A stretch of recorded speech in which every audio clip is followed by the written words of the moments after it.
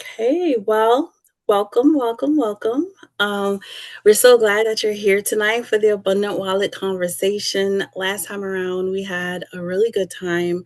Um, we really dove in, and one of the things that we realized in that conversation is that a lot of people had questions around real estate investing. So, this is going to be a really great conversation as we talk real estate, right? Talk money, talk real estate. As Larry says, real estate investing and wealth goes hand in hand. So when we talk about legacy building, this is definitely one of those things that we can't leave out. So I'm super excited that you are here tonight for this conversation. People will be hopefully joining as we continue this conversation, but even if they don't, that's fine. If you're here, that means you're meant to be here. And so please feel free to come off mute, ask any questions that you might have, or drop it in the chat. That works too. And yeah, we'll make sure to address any questions. So, tonight we're going to talk about real money, real life, and real peace.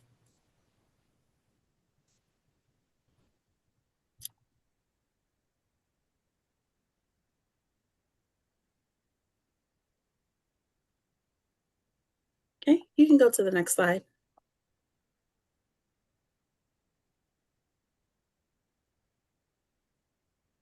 Thank you.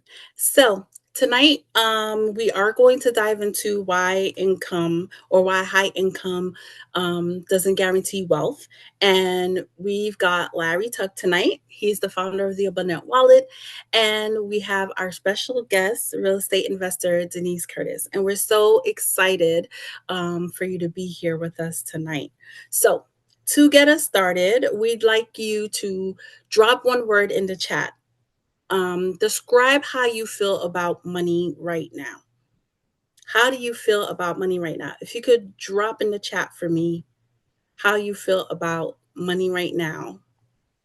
And it could just be a one word, it doesn't have to be anything intricate. Or if you want to come off mute and share, cautious. Very good. A lot of people are feeling that way right now, especially with inflation, the market going up and down. We got tariffs, we got federal employees. Supposedly, the safest job you could ever have in the United States was to work for the government. And we have federal employees right now getting laid off. So I could definitely understand cautious being the sentiment. Anyone else?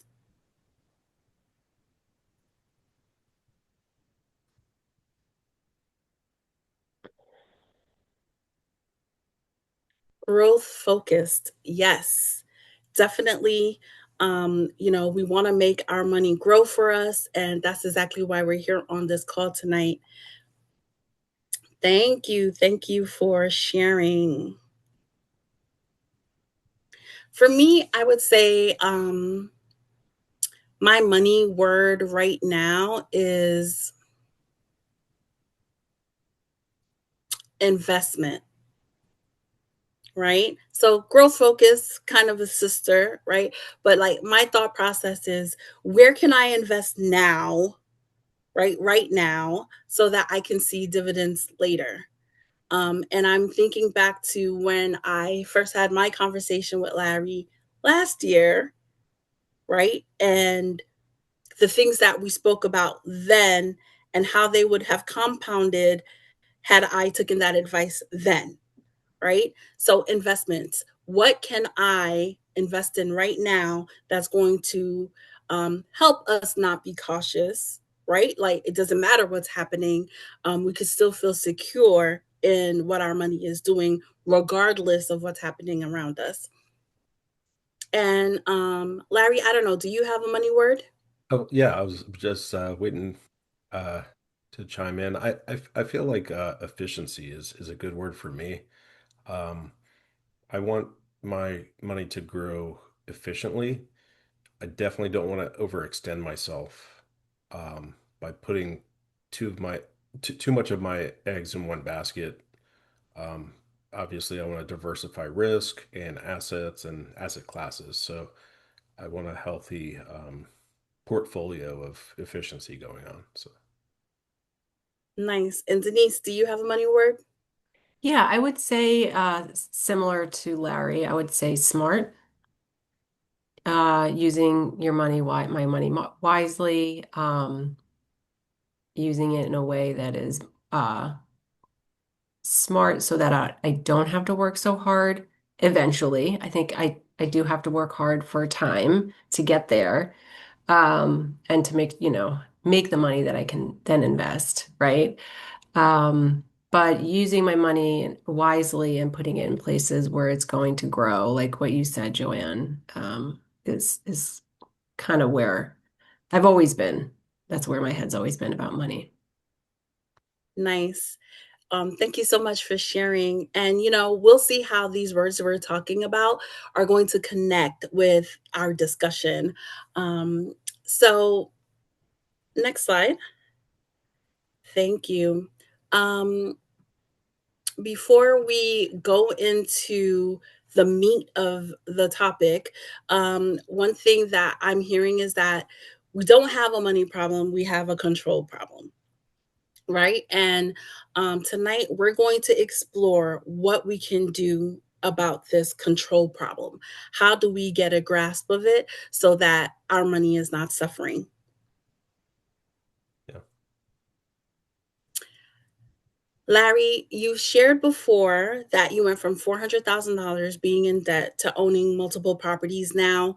You've created the Abundant Wallet method. And for those that are new to the Abundant Wallet who haven't heard your story before, I want to kind of take it back. So, can you tell us what the turning point was for you? What made you say something has to change?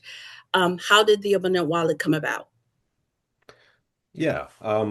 And if you've heard this before, let's pretend, but maybe you'll hear something new. But yeah, I mean, I lived paycheck to paycheck for 18 years. I was spending money on the wrong things. It's not like I didn't have enough money. I was just squandering it. So, um, um, I had to go through a mindset shift to understand um, what real abundance is. And you know, uh,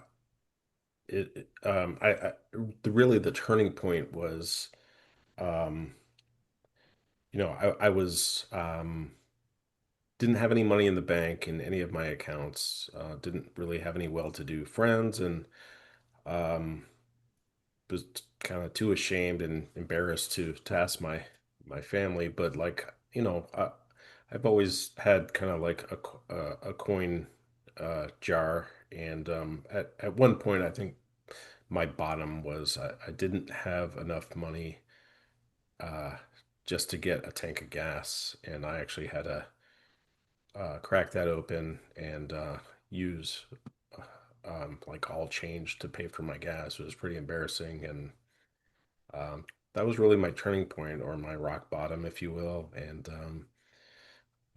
I vowed I would do whatever it took to not be in that position again. Wow. And, I've heard the story before, and you do talk a lot about having control, right? And so having control is more important than income. What do you mean by that? Like when you say you talk about being in control or having control of your money, or having that control over your money is more important than the income itself. What do you mean by that? Yeah, so there's a lot of things that go into different investments, and it's not just safe. We all know taxes are like the bane of our existence, right? No one likes taxes. Obviously, if you're in real estate, you're playing a different game because you know how tax advantages work for you, but you want to be in control. So, taxes is one, liquidity is another. Um, these government related programs, 401k, IRA, um, in a sense, it's there's nothing else like this in the world to where you know you can't take it out until you're almost 60 years old. It's kind of crazy. Um, without penalty and um, you know, other taxes on top of that. So like I feel like there's other vehicles that you can control and you can own as it's your retirement. Like there's nothing else in the world that's like that. I mean, let's go back to family for a second. Say you got a dog or a cat. Would you keep it at your neighbor's for 40 years and just like, oh, when you're ready to use this, I'll give it back to you. It's like it's ridiculous, right? So Right. you want to have that control. Um, so yeah, I mean taxes, liquidity, and I feel like you want to control how much you can put in. There's maximum amounts with the IRAs, with the Roth and the 401ks, being 20,000 a year. I think depending on your age, and I know they have the Roth catch up if you're over 50, but I think it's around 7,500. But there's other vehicles where you can put as much as you want in and have it tax free, have it liquid, and you own it, you control it. Nice. So these other vehicles, right? This is the backbone of the abundant wallet method, right? So how does the abundant wallet method help people who are in that middle ground, right? Maybe they're earning well, but they're not feeling free. How do what is that middle ground? How do you help those people? Yeah, so I like to kind of explain the two extremes first, and then lastly, I'll explain kind of how the abundant wallet method works. So typically, you're like nowadays inflation is pretty high. You keep your money in a savings account, a checking account, you're really losing money. You're making next to no interest. That's one side of the spectrum, and then you're on the other side. Let's talk about market volatility. So it's emotions run high when things go up and down, and if it's kind of a distraction because it's not growing how you want it to. There's no downside protection. We all know what happened back in 2008. The entire market lost 37%. Um, the abundant wallet method is that middle ground solution to where, it's a, Swiss Army knife. So not only do you have living benefits with, critical, chronic, and terminal illness, where um, you can borrow money with an advance off your death benefit.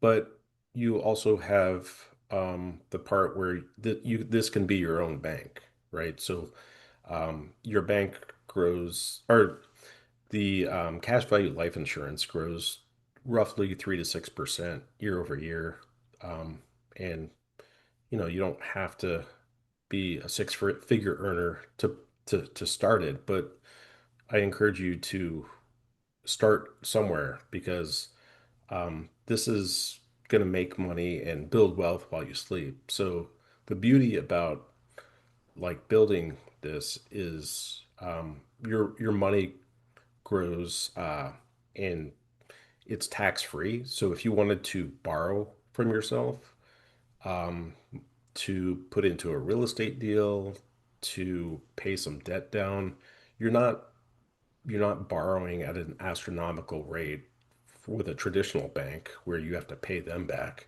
You're paying yourself back. So it's it's a win-win for you. Um, in addition to that, there's another thing that there's no other product like this in the world, in the fact that cash value life insurance um, is a lot of carriers have non-direct recognition.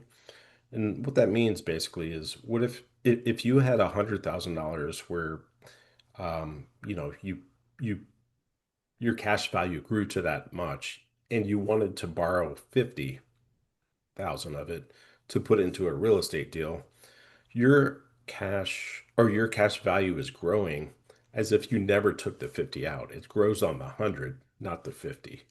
So it's pretty impressive. There's again, there's a legacy component to this. And yeah, and I think I said it before, like, can you imagine setting your kids or your grandkids up for success in the fact that you take a policy out on them, um, um, you know, either when they're born or when they're really young, and by the time they're like 16, 18, they have money for a car, they have money for college. So they're not taking on any additional debt. All of it is paid for. It's basically like an emergency fund on steroids because you're gaining that much in interest, and it's basically like your own bank or the family bank, kind of like the Rockefellers did. Okay, so because we've had this conversation before, I know what you mean, and so I'm just gonna just clarify, right? Like, Sure. so the Rockefellers, let's take them as an example. A baby is born. They get a policy on this baby because they're a baby and under the age of 18. There's no exams or anything like that. They can just get a policy. This is a life insurance policy, just like any other life insurance policy you would get, except this has a cash component to it that is now building and compiling on the side. This cash component now acts as your bank in that it's liquid. If you needed to borrow against it, you could. And then you need to, once you borrow against it, you can pay it back, right? So paying it back would be essentially paying yourself back. That's one. Two, if you didn't pay it back, that's fine because the it would come out of your death benefit upon your death. Yep. And three, if you have, say, $100,000 balance and you borrow 20,000 against it, it doesn't drop to 80,000. You're still at the $100,000. Am I getting it right? Yeah, that's exactly right. No wonder the wealthy use it. I mean, It's incredible. I mean, This is like the obviously, secret that like why is no one else talking about this?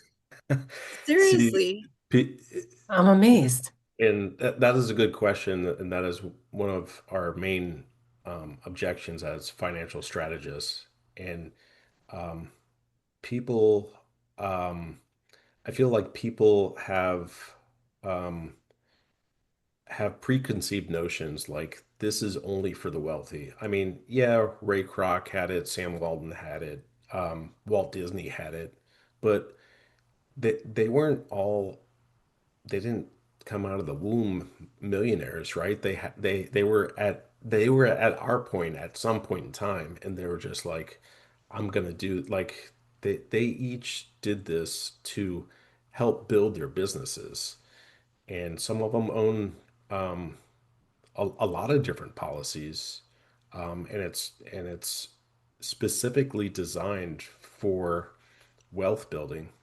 Um, but yeah, I mean, the Rockefellers called it the waterfall method. Um, that just to give you a little history, um, it's kind of like what they call a you don't want to fall into the two generational curse, where you have the Rockefellers on one side and then the Vanderbilts on the other side.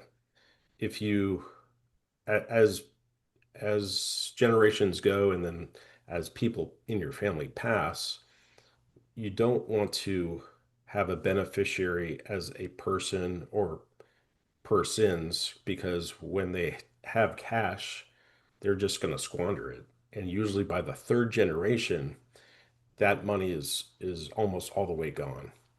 You want to put them into vehicles like this because you're setting your entire family for future generations up for success. And as long as you have this family bank and you leave, you're opting to leave a legacy behind. So you want to have a trust be your beneficiary for your life insurance policy, because when people pass, it just goes back into the trust, and your bucket of capital or cash just keeps getting bigger. As people die, as people take on more policies, this is your huge bucket of um, capital that you can use to make more money for income producing assets, instead of just squandering it on liabilities as people do, right? So, So, what I love about what you're saying, Larry, is that this is not anything new. This is a tried and true method, right? This is something you said, Ray Kroc, that's McDonald's. You said Walt Disney. You said Sam Walton, that's Walmart. yeah, And of course, the Rockefellers. So they all use this method. But so did Larry Tuck. Larry Tuck also used this method, right? yeah, yeah. I mean, it really does sound too good to be true, like when you think about it. But like, I would, I, you know, I was willing to take on whatever risks there was, if there was any, because I mean, I went 18 years paycheck to paycheck. So if I did another one or two, I mean, it's okay. I tried something different, but in fact, it did work out. I mean, like, I don't have as much money going into it on day one as I do now, but like, I trusted the system. I see how it works. I mean, I think I first started my first policy with 300 bucks. I did that for a year. So 300 bucks a month. So I did that for a year. You're in 3,600 after the first year, give or take with interest. I'm around 5 grand. Um, I started another policy for 500, so now I'm in 800 a month, right?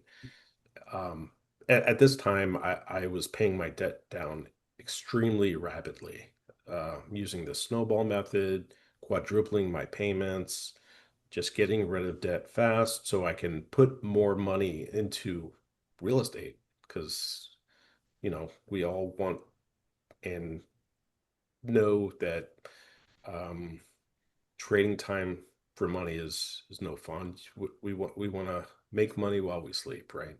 So after all my debt was paid off, 4 years later, um, I'm dumping half my income into this, and it's not like, oh, you're making payments to this.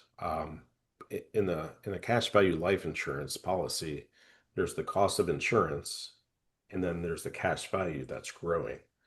I mean, imagine you have, and I know so many older folks love the accumulation theory. Like, look how much money I have in my bank.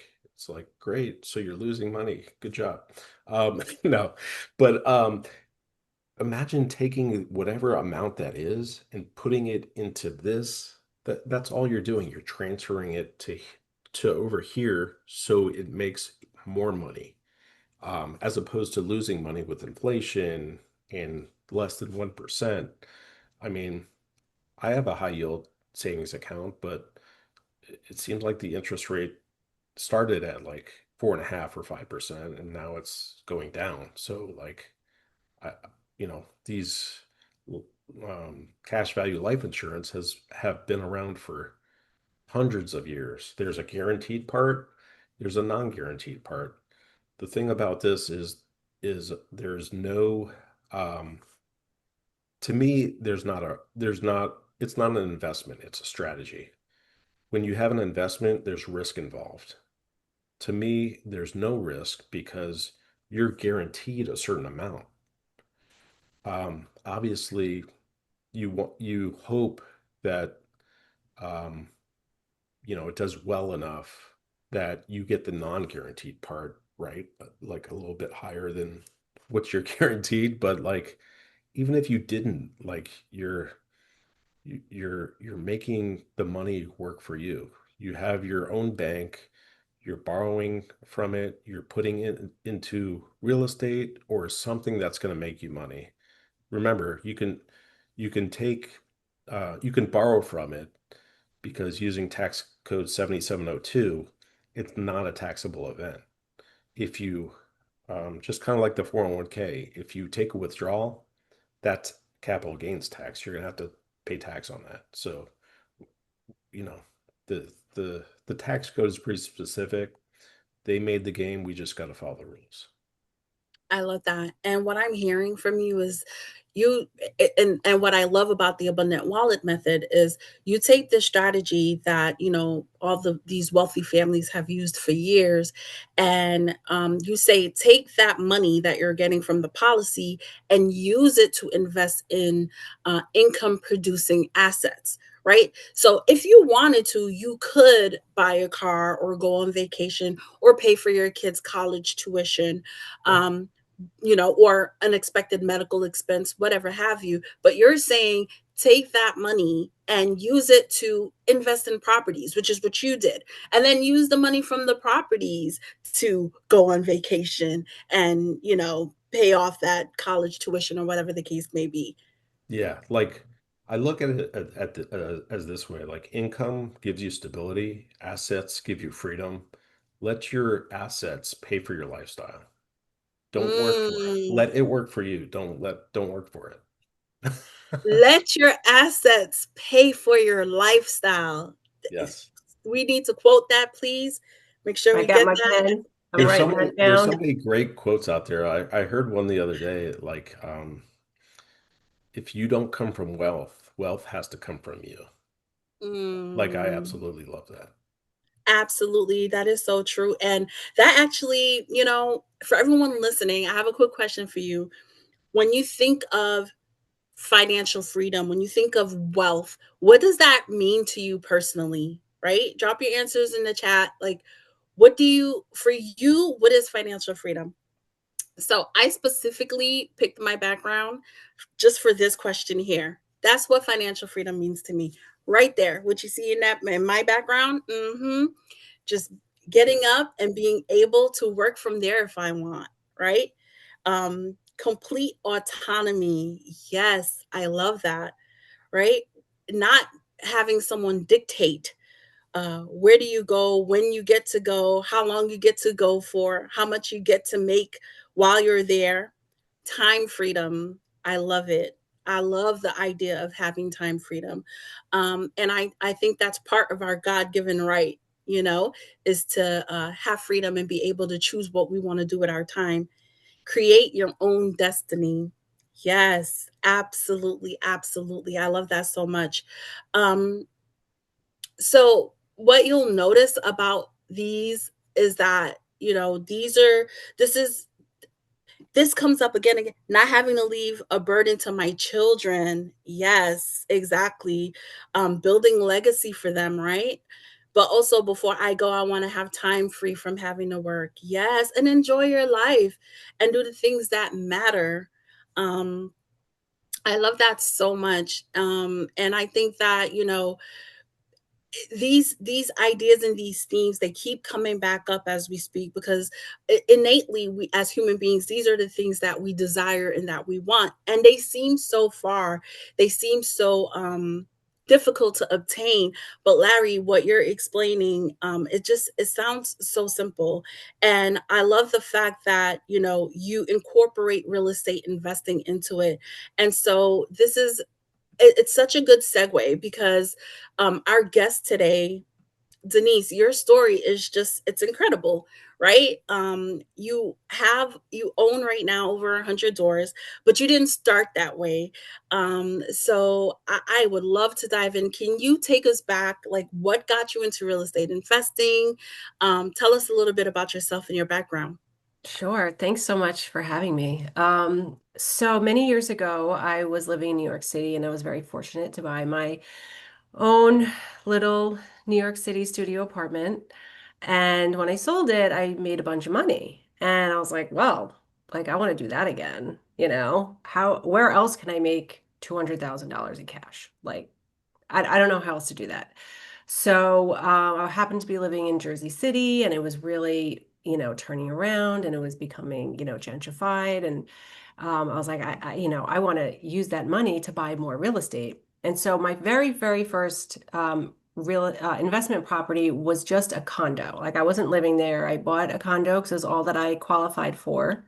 Because I just used a regular mortgage, and I bought a condo. I said to my realtor, "What's the next up and coming neighborhood in Jersey City? That's where I want to buy." So he told me this neighborhood, and we went shopping, and I found one, and I bought a little two-bedroom condo, and that appreciated so much. And just a couple of years later, I sold it, and I made money. And then my father, who was actually on the call, I think he snuck in without telling me, but I did notice that he was there. He wanted me to have like a multifamily. And when I was buying that, and I was like so not ready. It's like, yeah, I get like, a two family or three family. But I just wasn't ready for that. I just had, I was gonna be a landlord for the first time. I was like, I'm good with my little condo. And then once you get comfortable, you want to go bigger. So I bought myself a duplex and rented the upstairs. And so now I have a tenant paying my mortgage. So I highly recommend that to anybody. And then, smart man, my dad says. And then I bought another duplex in Jersey City. And then I was like out of money, like because Jersey's not cheap. And I was starting to get the real estate bug. And so I was, joining the webinars. And at the time, this was pre-COVID. So I was going to actual seminars in person, sometimes for the whole weekend, and just learning as much as I could, and wanted to know and understand, how do people continue buying real estate when they put all their money in, like you have to run out of cash eventually. So that's when I decided I wanted to learn. And I was ready to pull the trigger on a program, because I'd been to so many different free webinars for all these different real estate programs, and I found the one that was right for me, and I was right with that instinct, and I learned how to do it. I learned how to buy multifamily in other cities. I learned how to, where I don't live and I don't visit, and I learned how to buy real estate with using other people's money. Um, because I learned that there are people out there with money who don't have the time to look for real estate. So I was able to find the deals and, bring them to people who have the money and wanted to invest, but just didn't know how to do it. So I learned a lot about how to grow and to keep going.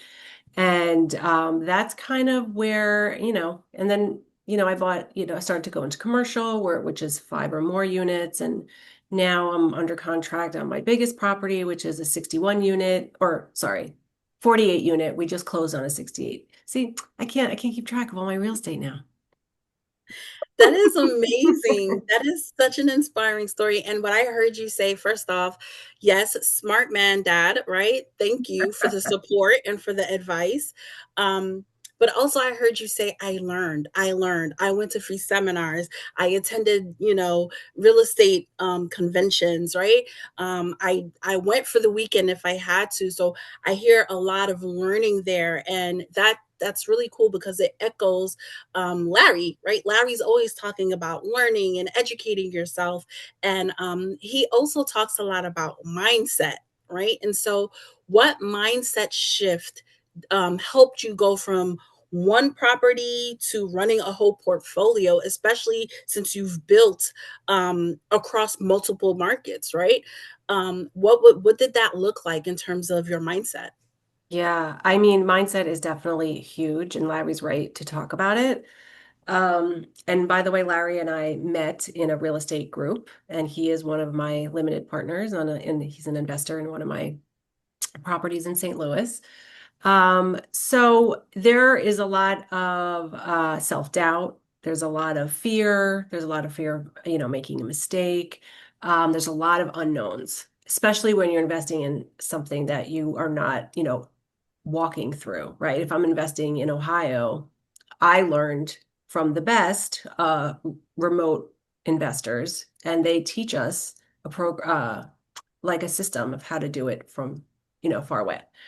So there's that shift of, well, I'm so used to visiting a property, and now I'm going to make an offer on a property. I'm just looking at pictures and videos. And so getting over that hump and realizing that, okay, I have partner, team members like property managers and realtors and people, other partners in the deal that are, we're all supporting each other and getting us, ourselves the information that we need. Um, and you just have to like jump in sometimes and pull the trigger, and have the knowledge of the safeguards of how to protect your money, how to back out and still get your deposit back, right? That's the most important thing. How to get free information without having to pay an inspector for. So getting all the information that you need to make a wise decision, um, as much as you can, obviously, things go sideways in real estate, especially when you're doing construction. And I've definitely had my fair share of sleepless nights. And so you just learn, and then once you go through it, it becomes less scary the second time, and then the second time. And it is important to have a support system. It's really hard to do it alone. I did it alone the first like three properties that I bought. Luckily, I did have a supportive family who was like helping me along the way. So that was really helpful. Not everyone has that. But then once I wanted to go further, I having the mentorship and the community of other investors to ask questions, or if run into this problem, what do you do here? What should I, talking things out, masterminds, like Larry said, um, is crucial to the process. It does help you get through a lot of the mindset stuff. Absolutely. Larry says you either succeed or you learn, but you have to keep going. And that is so true. I think even mistakes are good, right? Because we learn from them, right? When you make a Yeah, mistake, 9 times out of 10, you're not going to repeat that mistake. Not only that, you will now tell others not to repeat that mistake. that's right. Um, Devin in the chat asked, were you wholesaling? I was not wholesaling. I did wholesale a couple of properties that I had gotten under contract and had too much on my plate at the time. So I did wholesale it to fellow investors, but it wasn't something that I was like actively doing. Okay. And Yeah. then for someone who's just starting out, right? Put yourself, put yourself in a position of someone who's just starting out, knowing everything that you know now. What advice would you give them? Do they need cash? I heard you say your first investment you used a regular mortgage. Like how do you get started Yeah. realistically? Well, so if you're going to do it yourself, you typically do need cash, right? And there are ways that you can access cash that you may not think that you have. For example, if you have a 401k from an old job that's just sitting there, you can roll that over into a self-directed IRA or a self-directed 401k, and then you can use that to invest in real estate. And that's not a taxable event, right? So there are agencies out there that help you do it the right way so that it's not a taxable event. So you might have that can help you get started. You might have a home that has a lot of equity. Do a cash out refi. I've done that and I bought a property with it, right? It does restart your mortgage from day one. I don't care. I just bought a new property and that's giving me cash flow, right? So Right. whatever isn't, do what's best for you, but you might have cash available. If you invested in a cash value life insurance plan, you might be able to pull money out of that, right? Um, exactly. So there are ways you can also partner with someone who has the cash, but doesn't have the time to look for real estate, but is interested in it. And maybe you can find the property and say, hey, let's partner up. If you bring the cash, I'll do the work, I'll manage it. And so your value that you're bringing is you're bringing the investment and you're putting in like the sweat equity, right? And so if you want to, just start with something small like I did. Like I said, it was just a little two-bedroom condo that I bought, nothing fancy.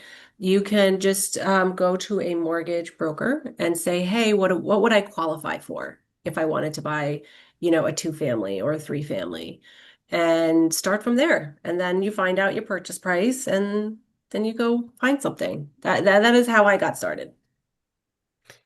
Wow, thank you so much. A wealth of knowledge, you guys. Take note. I hope you had your notebook out. Larry, can you roll an old 401k into a new policy? Um, I don't no, not into a not into a cash value life insurance. You could do something else that's similar to that, but it's an annuity, and annuities are typically scaled for retirement. Not that you couldn't take distributions from your annuity once you roll that over, um, but no, you can't do it directly into a policy. Um, And this is what I love about a strategist, right? It's like, you can't do it this way, but you yeah, could do this, which there's then always lets you do workarounds. this. Yes. Exactly. That's awesome. Yeah. Okay. I was Thank gonna you. kind of Hmm. tackle something that Denise said, like Hmm. a lot of people that do take out loans or that are assuming additional debt, um, that's good debt. It's not bad debt. Um, it's not only that, but like I'm not saying don't worry about it, but I'm saying if you run the numbers and the numbers make sense, guess what? You're not paying your mortgage. Your tenants are paying that for you. So it's a Definitely. beautiful thing. You got to do your due diligence, right? And then when we talk about bad debt, that's, getting that Ferrari and, it depreciates before you even drive it off the lot and you're not getting anything in return for it versus good debt. Like Denise said, she had someone, she bought the property, she had to move in, they started paying her rent, that now is paying the mortgage and she's got a little bit left over to put in her pocket or to reinvest in the next property. So that's your good debt. That sounds amazing. And this question is either for you, Larry, or Denise. Please chime in. What's one mistake you see new investors make when they're trying to build wealth quickly? I Go guess for it, that's Larry. I guess quickly is a relative term. Like it could mean a year, it could mean 2 years. Depends what your cycle is. So um, I feel like I feel like I probably know how Denise is going to answer this, so I'll answer a different way. Um, I feel like um, I think you need to take the emotions out of this because regardless if you have one property or 100 properties, this is not a hobby. This is a business. And you have to take the emotion out of it. And you can't be like, oh my, like so excited, like, oh, I'm gonna get a duplex. And it's like, no, this you're not a consumer anymore. You're a producer. This is for your tenants. This is so you can have cash flow while you sleep. This is so you can double your equity in 2 to 5 years and put it into a bigger deal. So you're going to rinse and repeat. This is again, it's a business. So take the emotion out of it. Um, guess what? If the numbers don't work out, um, next, next one, right? Just like Absolutely. that, just as easy. So I'll let Denise answer that now. That's a really great point, taking the emotion out of it, actually. And I think investing remotely for me helped do that because I wasn't walking the property. I wasn't getting that feeling like I want to feel it. I wasn't doing any of that. So I was just looking at a spreadsheet. And so I was able to say, "Oh, no, this is not going to cash flow. Right. So that's a great point, Larry. And I think it's hard. That's the part of the mindset stuff that you were talking about before, Joanne, that um, getting past, oh, but I love it. Why do you love it? You know, and that is kind of goes into what I was saying is that um, one of the mistakes they make is they buy something too fast without really knowing enough about, what can they get for rents? Um, what is it going to cost to get these units renovated? And does it make sense to renovate them? Can you get that much more rent? All of those things, people don't really have the knowledge. The other thing is people think that they, go into house flipping and they think that, I'm going to make a bunch of money and don't know how hard it is. HGTV, right? Mm-hmm. Hmm. Yeah, Everyone makes it look so I did easy. one flip. Uh I probably won't ever do a flip again. And we made money, thank God. I don't know how. It was like a miracle.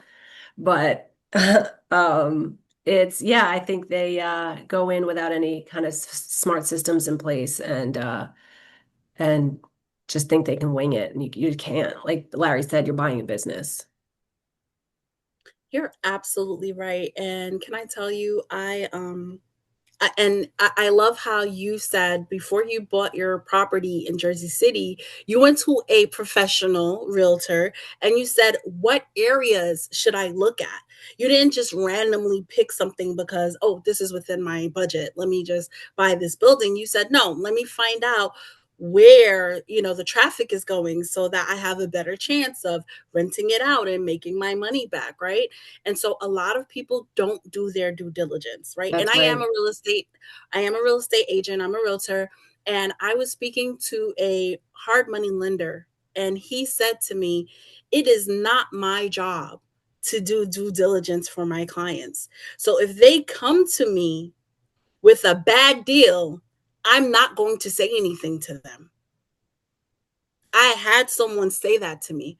And so that just goes to show. Now, I'm not doing business with him, but I know better, right? Because I'll do my due diligence before. But a lot of people don't. They don't do their due diligence. And so I think that's such a great point. When is this recording available? It will be available immediately after, probably sometime tomorrow, but only for a limited time. We'll share it with everyone tomorrow. There we go. Thank you. Um, wow, this is amazing. I think this is such a good conversation to have. This is the conversation that people are not having, right? That they should be having. And so this is really great. We learn from real experience, not from theory. And so the fact that we have, two experienced people here sharing their knowledge, it's really amazing. So I want to hear from everyone. What's one thing you've heard so far that you wish someone told you 5 years ago? Just one thing that you've heard so far that you wish someone told you 5 years ago. Um, I'll say what I heard that, you know, Denise, you were like, you just did it, right? Like you had the support. Yeah, your dad gave you the advice, but you took the leap of faith and you did it already, you know? And so while we are talking about definitely doing your due diligence, definitely educating yourself, definitely having a team that you could trust that could help you walk through these things, just do it, right? Just shift that mindset, open your mind up to the possibilities, and just do it.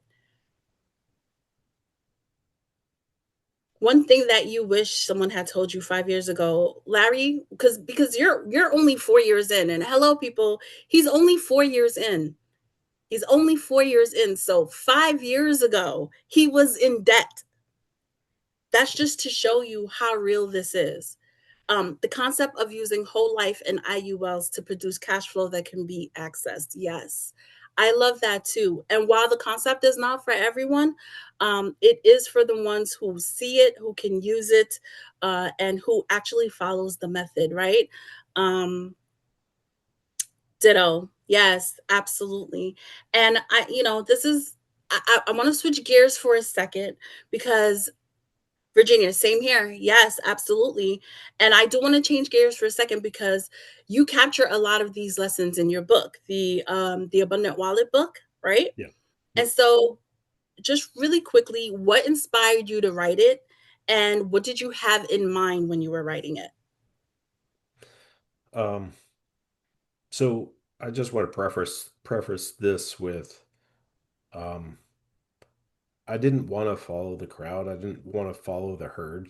I wanted to do something different that I knew was going to work, but I had to prove it to myself. So this book is about not just that journey, but what like some of the mindset things that I learned along the way. Um, even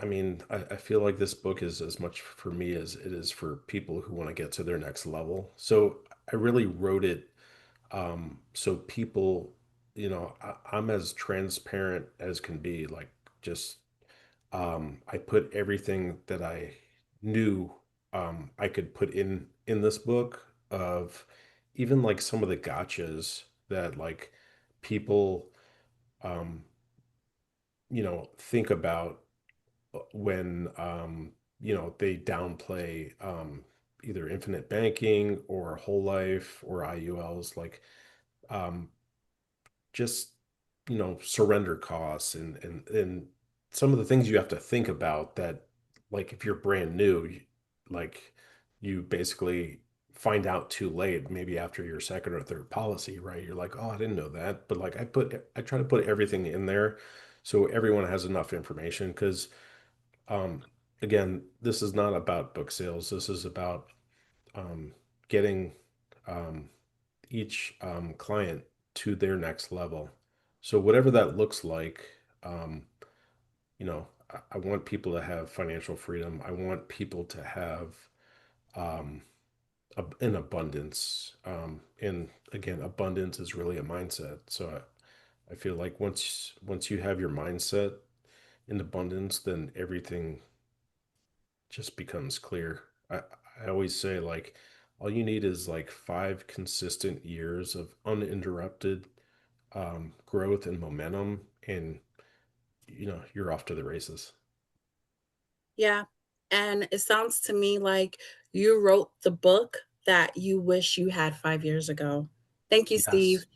Thanks, So Steve. if you're exactly, and so if you're listening and you're thinking you need more clarity in your life, if you're thinking, this concept sounds really good, or if you're wondering where to get started, Larry is offering a free personal strategy call.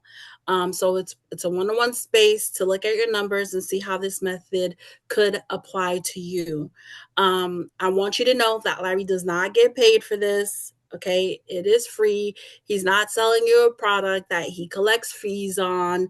He's not a financial advisor. He's not getting 1% that eventually compounds into five, sometimes even six figures. That's not the deal. 5 years ago, he wished someone had this conversation with him. He had to go find out on his own what he needed to do. And so it's not his mission. It's his mission to educate others just the way that he's educated himself. And so if that is you, then you need to book your call with Larry and let him go through your numbers. And I've had this conversation with Larry myself. It is eye opening, it is extremely valuable, and it's risk free. Like, face that number. If you're afraid of the number, it's just time to face it and let's see what you could possibly do, right? He started out with $300 a month. That's $75 a week. Yes, Devin, buildwithlarry.com. Schedule a call with him. He'll go through those numbers with you. $75 a week is what started him on this journey, right?